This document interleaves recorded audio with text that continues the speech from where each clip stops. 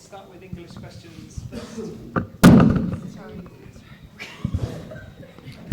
Michael. I would like to start with English questions, David.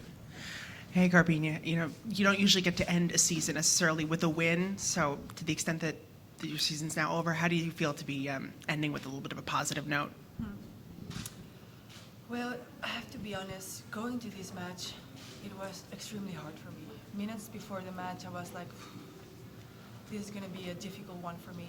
But at the end, my desire of, wanting to be here and competing against the best and was a challenge for me today to see how I was going to react. And I'm very happy of the way I played today, the way I handled the match. And for sure, a victory like today is going to keep me a little bit happier, because it was a very tough tournament. I had first match, a match point, then the second match was tough, but I felt I got my options, and in this one, well, was too late, but I, still did it. Garbiñe, when you talk about the match being difficult as you kind of approached it, can you talk through why? What made it, for you personally, just a tough one to kind of play? Well, it was tough because you come from 2 matches that you felt you have your chance, and obviously you lose, and you have no options to qualify.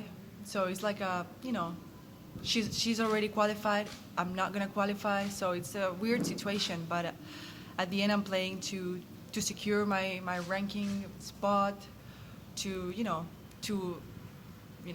win against these opponents also. So it was just tough to change the page and have a clean mind to go through this situation. Yeah, I mean, are you particularly proud of how you dug deep? It was essentially, like you say, a dead match, a dead rubber, but you must be very proud how you fought, and like the guys have said, you end the season on a winning note.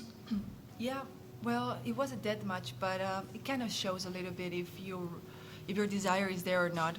Because if you're like, man, this match is so, you kind of let it go. I'm like, no, I can't do that. So it's my last match, last push.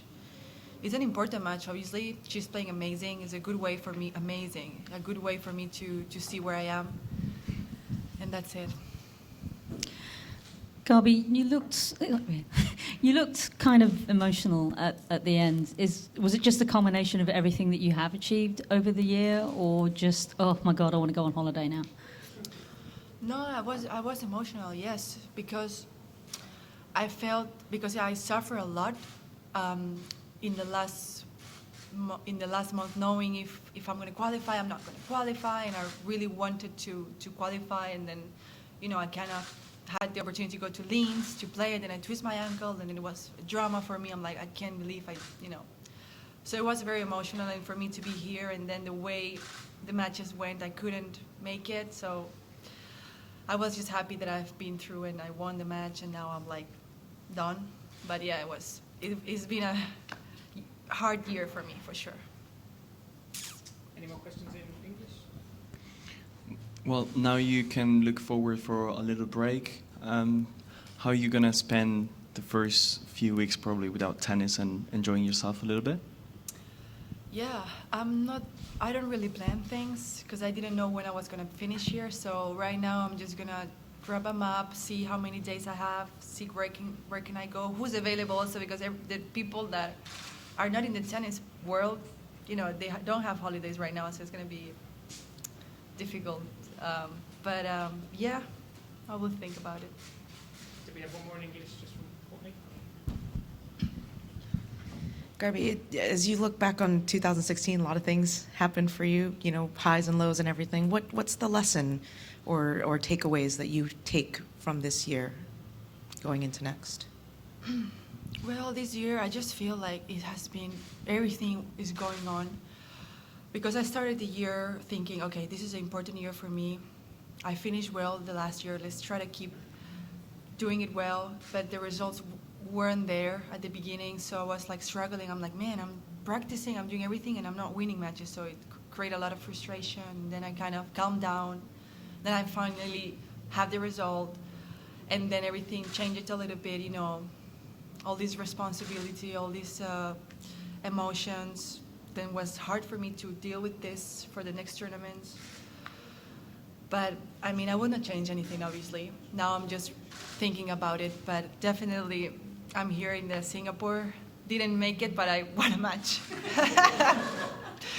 So, Garby, you joked in Cincinnati that you didn't want to be known as just the player who beat Serena. I'm curious how you see yourself now after a full season and some really great results along the way.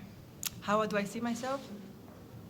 I consider myself a very dangerous opponent because I don't really care who's in front of me. You know, obviously the situation in the tournament, it affects me, but I always think I have a chance to win because I don't know, I have a lot of self-confidence on my game, so I'm aggressive. I go for the matches, and yeah, I think I'm dangerous. Yes. And then we have our Twitter fan questions from the front. This question's from Jenny. What has been your favorite match of this season? Favorite match? I have no idea.